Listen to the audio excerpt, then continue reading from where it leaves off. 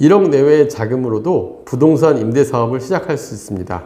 오늘은 실제 거래가 가능한 물건들을 통해서 어떤 물건들을 투자에 나서야 하는지 자세히 살펴보도록 하겠습니다.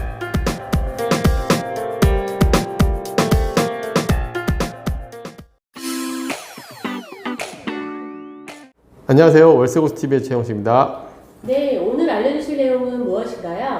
예, 오늘은 제가 이제 많은 사람들이 질문을 했던 내용 중에 하나인데, 임대사업자 하면 많은 분들이 돈이 많은 분들이 해야 되는 것으로 생각을 하고 있어요. 하지만 요즘 같은 경우 1억 내외로도 투자할 수 있는 물건들이 있는데, 보통 1억 내외 투자한다 그러면 되게 할 게 없는 것으로 생각합니다. 예를 들면 그래서 예금으로 활용한다든가 펀드로 간다든가, 최근에 주식이나 가상화폐, 사실 이 변동폭이 굉장히 큰 리스크한 물건으로도 많은 분들이 투자를 하시는 경우들이 많더라고요. 상품으로도.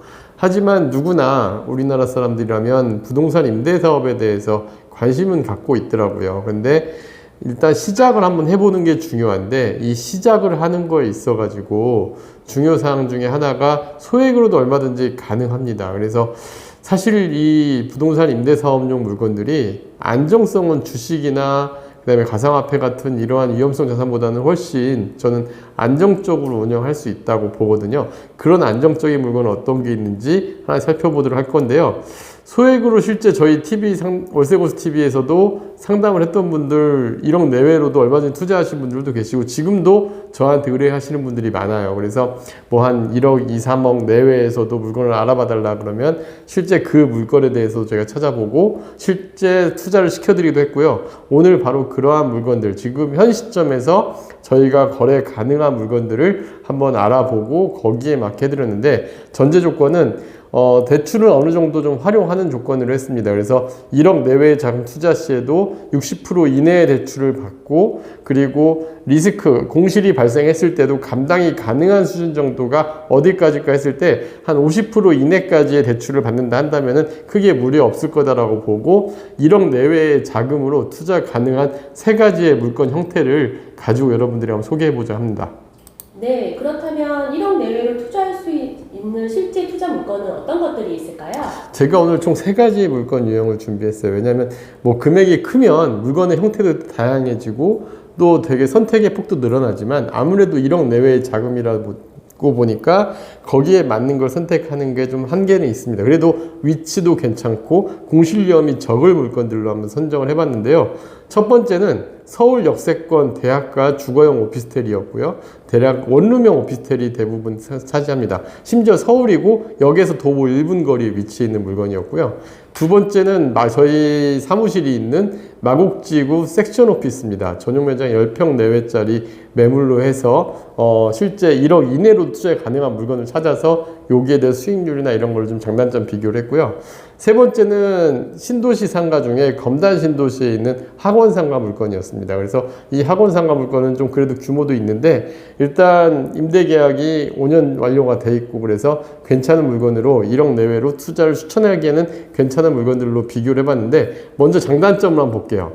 일단 서울 역세권 대학가 오피스텔 같은 경우는 뭐니 해도 장점은 공실 위험이 없다라는 겁니다. 일단 역세권 도보 1분 거리 위치해 있고, 임대 세대수도 300세대 이상이라서 오피스텔 시세 파악도 용이하고, 황금성도 제가 오늘 소개해드린 3가지 물건 중에 가장 황금성이 좋을 겁니다. 그리고 대학가 수요도 많지만 이 가까운 곳의 직장인들 같은 경우도 임대 수요가 풍부한 지역인데, 다만 단점은 전용 면적이 좀 작아서 현재 임대 수익률은 좋지만 실입주 수요가 없다는 게 단점이에요. 그러니까 예를 들면 사무실이나 상가 같은 경우는 실제 입주자들이 사는 경우도 있거든요. 그리고 아파트나 지식산업센터 같은 그동안 매매가가 상승이 많이 되는 곳들은 어쨌든 가장 핵심적인 걸 보면은 실입주가 가능하냐인데, 사실 이 원룸형 오피스텔 같은 경우는 실입주로 매매로 사시는 분들이 많지 않고 대부분 임대사업용 투자 물건으로 가다 보니까 매매 차익에 대해서 가격 상승이 제한된다는 단점은 있습니다.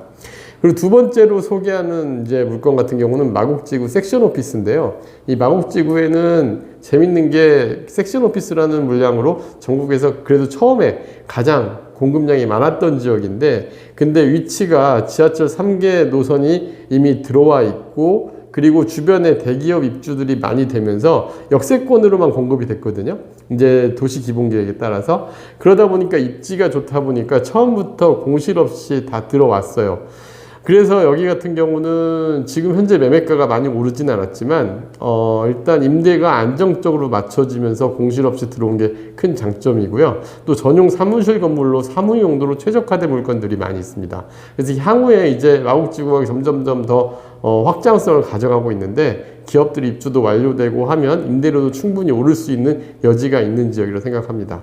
그래서 대기업 본사들 입주하고 또 협력사 수요도 갈수록 늘어나고 있는 상황이다 보니까 향후에는 매매가 상승을 좀 기대해도 되지 않을까 하는 장점이 있는데, 근데 여기에는 현실적으로 가장 안 좋은 단점이 뭐냐면 현재 분양가에서 많이 오르지도 않았음에도 불구하고 최초 가격 대비 임대료가 너무 저렴하게 잡혀 있어요. 그래서 현재 수익률이 상대적으로 좀 낮은 단점이 있습니다.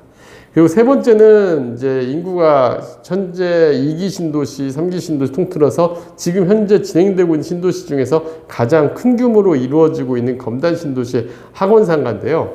7만 5천 세대 이상의 신도시가 형성되는 1단계, 검단 1단계 지역인데 학원 수요가 많은 지역이고 학원가가 새롭게 형성되고 있는데 여기에 대규모 학원들이 좀 들어가고 있습니다. 그때 이 대규모 학원이 들어간 상가들 같은 경우는 임대 안정성이 굉장히 뛰어나요. 위치도 좋은 자리로 들어가고요. 이미 5년 임대차 계약이 완료됐고 인테리어도 그래도 오늘 소개하는 3개의 물건 중에서는 임차인이 가장 많은 인테리어 시설을 하다 보니까 비용이 많이 들어가죠. 그래서 임대 안정성이 굉장히 뛰어나고 또 3가지 물건 중에서는 임대 수익률이 가장 좋습니다. 그래서 이 3가지 장단점 비교해 볼 건데, 이 대신 검단 신도시 학원 상가는 단점은 아무래도 검단 신도시는 이제 시작된 상권이다 보니까 신도시 상권이 계속 확장되고 있어요. 그래서 공급량이 계속 나와요. 그러다 보니까 향후 3에서 5년 정도는 신규 상가 공급이 계속될 지역이고, 그리고 이렇게 되다 보니까 환급성이 떨어질 수밖에 없는 단점이 있습니다. 그래서 이 3가지 장단점 비교해 보시고 투자 나서면 좋을 것 같은데, 그럼 이 3가지 물건 현재 수익률 한번 볼게요. 첫 번째, 서울 역세권 대학가 원룸은 매매가가 전용 5.5평짜리 원룸이다 보니까 좀 작아요. 현재 매매가는 1억 7천에 있고요. 그 다음에 마곡지구 섹션 오피스는 전용 10평짜리가 1억 8천에 매매가에 있습니다. 그리고 검단 신도시 학원 임차 완료 상가는 이제 여러 개 호실들을 합해서 3개 층을 쓰는 학원이거든요. 그러니까 규모가 굉장히 크죠. 그리고 이제 약간 프랜차이즈 대형 학원이라서 이 중에 이제 한 호실 전용 16평짜리가 2억 2,680만 원에 매물이 있더라고요. 그럼 각각 임대료 보증금 어떻게 되냐면 역세권 대학가 원룸 오피스텔은 1,000에 75만 원, 마곡지구 섹션 오피스가 아까 제가 임대료가 좀 상대적으로 낮다고 그랬잖아요. 실제 전용 10평짜리 1,000에 65만 원의 매물이 있습니다. 그리고 검단 신도시 학원 임차 완료 상가는 1,500에 106만 원의 임대가 맞춰져 있어요. 그럼 이제 대출 50%를 감안하고 현재 금리 4.5%로 적용을 해서 수익률 계산을 해볼 건데요. 일단 역세권 대학가 원룸 오피스텔은 9천만 원의 대출을 감안했고, 마곡지구 섹션 오피스도 9천만 원, 그 다음에 검단 신도시 학원 임차 완료된 상가 1억 1천만 원으로 대출 금액을 감안했을 때 취득세까지 감안하면 순투자금이, 실투자금은 원룸 오피스텔은 7,782만 원, 그리고 마곡지구 섹션 오피스는 8,828만 원, 검단 신도시 학원 상가는 1억 1,200만 원대 정도 투자 금액이 됩니다. 제가 말씀드렸던 것처럼 1억 내외로도 충분히 투자 가능하다는 게 지금 나오신 이 매물들을 보시면 알아요. 그러면 이게 월세 임대 수익률은 어떻게 되냐면 이자 비용까지 감안하고 순 임대 수익률이 대학가 원룸 오피스텔은 6.36%, 그 다음에 마곡지구 섹션 오피스는 4.25%, 그 다음에 검단 신도시 학원 상가 같은 경우는 6.92%의 수익률이 나오는 걸 볼 수가 있는데요. 자, 여기에서 순투자금 개념으로 우리가 접근을 해야 되고, 그 다음에 우리가 매매 투자금의 기준으로 봤을 때 충분히 이거 보시면 아시겠지만 이 금액으로 할 수 있는 것들, 솔직히 뭐 아파트 요즘은 갭 투자도 한다고 하지만 당장의 수익이 없는 그런 상황이잖아요. 이런 걸 비교해 봤을 때 뭐 주식이나 예금으로 가기보다는 이런 데로 오는 게 좀 더 낫지 않을까 싶고요. 주택 수 문제도 해결이 되고 청약 문제에도 문제가 없는 이런 물건을 투자한다면은 좀 낫지 않을까 생각이 듭니다. 네, 그렇다면 마지막으로 소액 임대 시작 시 체크 포인트를 정리해 주세요.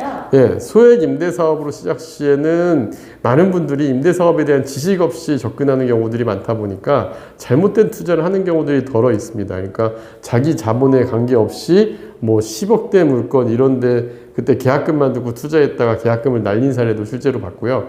뭐 이런 개발 우선성보다는 내 자금에 맞는 물건을 찾는 게 중요한데 가장 체크포인트 첫 번째는 공실위험에 대해서 체크를 해야 돼요. 공실위험에 대한 체크를 해야 되는데 제가 판단한 기준으로 봤을 때 오늘 세 가지 물건으로 보면 주택 임대 사업을 활용한 서울 역세권 오피스텔이 가장 안정성은 뛰어날 겁니다.